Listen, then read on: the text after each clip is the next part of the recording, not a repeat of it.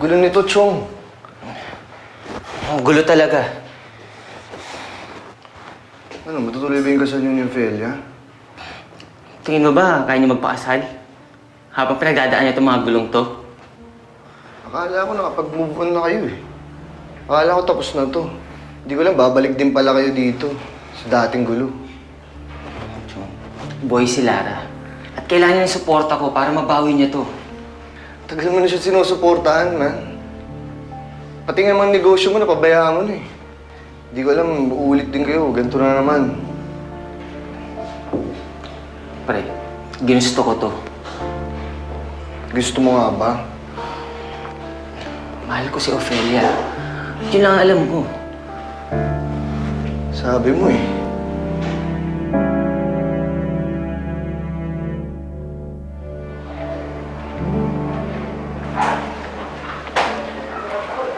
Bessie, honey.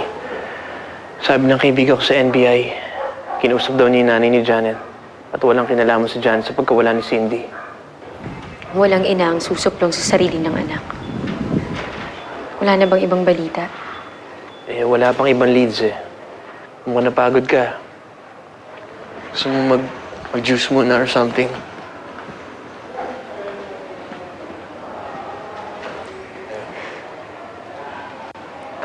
Midlip kaya muna tayo. Hindi ako makatulog eh.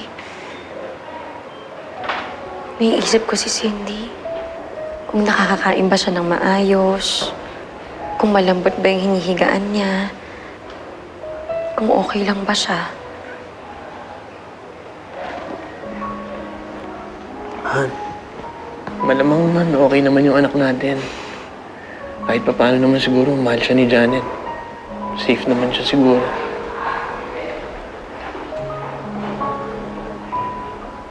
Leandro, paano kung hindi na maibalik sa atin si Cindy? Paano tayo? Kung hindi siya dumating sa buhay natin, siguro matagal na tayong hiwalay. Dahil sa kanya, kaya tayo buo ngayon. Paano pag hindi na natin siya nakuha ulit? Ginagawa ko naman ng lahat eh.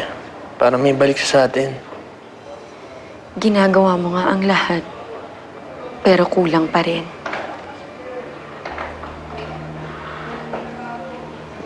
Kulang, honey? Kulang? Dahil sa'yo eh. Imbes na tumutulong ka sa akin, dumadagdag ka lang sa problema eh. Problema? Sorry kung napilay ako, ha? Sorry kung para sa'yo, puro problema lang ang binibigay ko. Sorry kung pabigat ako sa buhay mo. Alam mo, bakit hindi kaya sumama ka na lang dun kay Janet? Total, inanakan mo na rin naman siya, di ba? O, di pumunta ka na sa kanya. Asawahin mo na rin siya. Baka sakaling mas maaliw ka pa sa kanya kaysa sa akin. Actually, kayo ni Cindy. Bakit hindi pa kayo sumama sa kanya? Doon na lang kayo. Baka doon maging mas masaya pa kayo. Bessie, stop it! Tama na! Stop all this! Stop talking like that!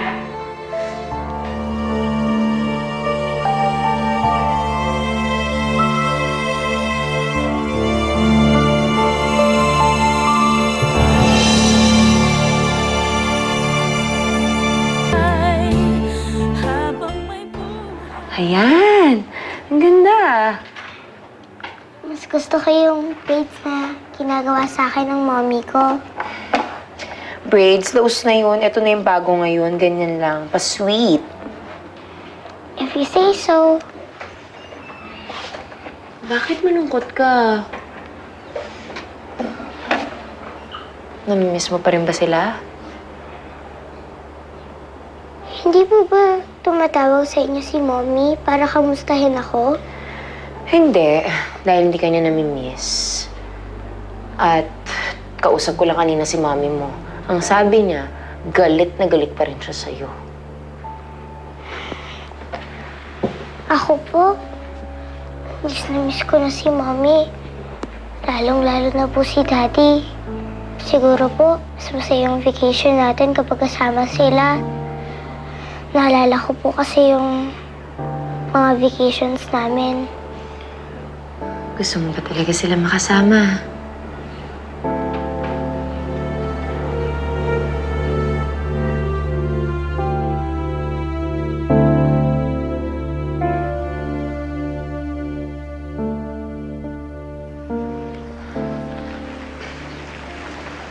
Oh. Nasaan ang bata? Sa loob. Ba't mukha kang bad trip dyan? Paano?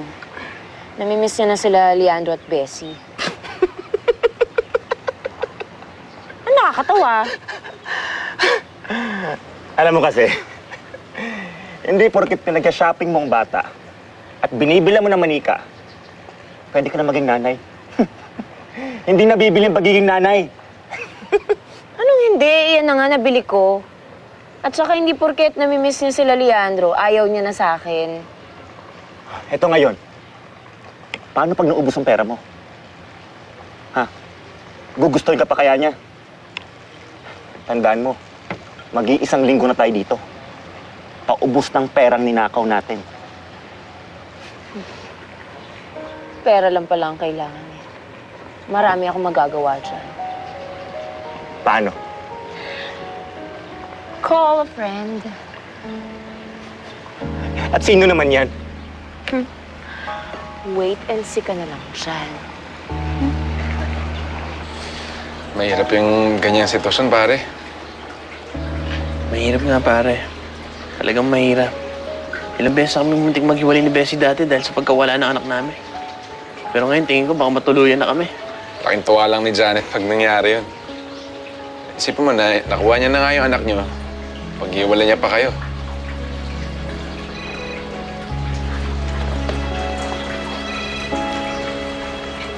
Number lang? Hello? Namiss ko ang boses mo, Leandro. Nakakakiliti pa rin sa tenga. Janet?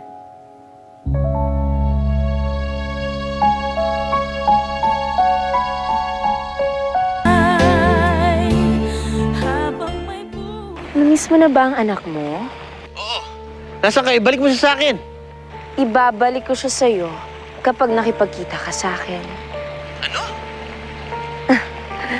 Pumunta ka dito, magharap na tayo. Namimiss ka na ng anak mo eh. Pati ako, miss na kita.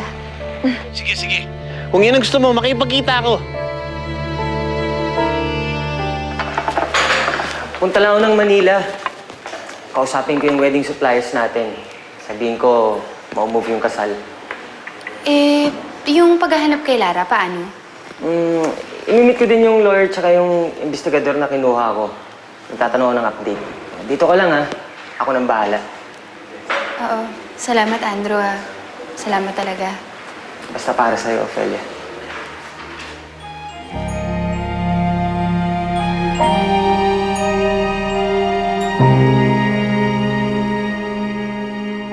Nasaan kayo? Pupunta ako dyan. Relax. Papayag akong pumunta ka dito, pero may kondisyon ako. Ano? Sabihin mo, gagawin ko kahit ano. Kahit ano, Oo. pues, makinig kang mabuti. Uy! Uy! Saan ka pupunta? Nay, kailangan kong hanapin si Lara. Isang linggo na ako nakatameme dito sa bahay. Hindi naman pwedeng wala akong ginagawa. Pero ang sabi ni Andrew, dito ka lang sa bahay. Hindi ko pwedeng iasa kay Andrew ang lahat. Kailangan kumilos din ako. Ophelia, anong gagawin mo? Maghahanap ako ng kakampi.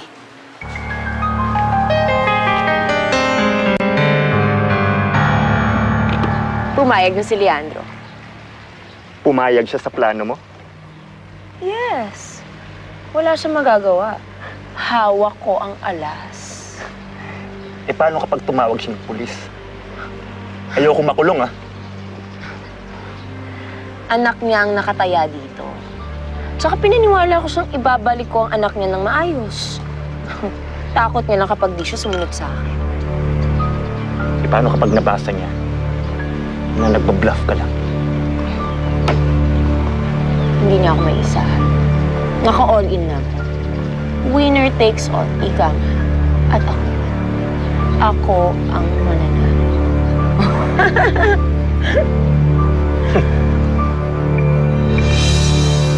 Basta si Lara, pare. Safe naman. Kasama si Janet sa isang resort. Sabi ni Janet, Kailangan makapagkita ako sa kanila eh. Wala akong choice. Yun lang ang chance natin eh. Para mabalik si Lara. Nangihingi nga rin ng pera eh. sabi na, sa pera na naman babagsakin, babaeng yan eh. Pero at least ngayon, alam na natin kung nasan sila. At tawagan na natin yung kaibigan mo sa NBI, pare. Hindi pa pwede. Ang sabi niya, kapag may tulugan sila na may polis, magtatago sila agad-agad. E di mawawala yung chance natin. Yun lang ang chance natin. Paano? Makikipagkita ka, ganun. Oo. No choice eh. Sabihin mo ba kay Bessie? Hindi pa rin kami nag-uusap eh. Isa pa baka magalit yun. Mabuti na lang hindi ko sabihin. Delikado to, pare. Pero kailangan ko pa rin sumunod sa usapan. Ito lang ang chance para mabuo ulit yung pamilya ko. Kailangan ko sumugal.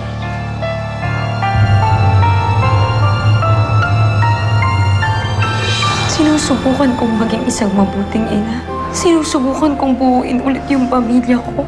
But I failed over and over. Siguro kaya rin nagkaroon ng anak si Leandro sa ibang babae. Dahil sinumpa yung asawa niya. May bisita pa lang dumating para sa'yo nung umalis ka. Sino? Kilala mo ba si Janet Perez? Oo. Siya yung babaeng kumuha sa anak ko. Alam ko kung sila nagtatago ng anak mo.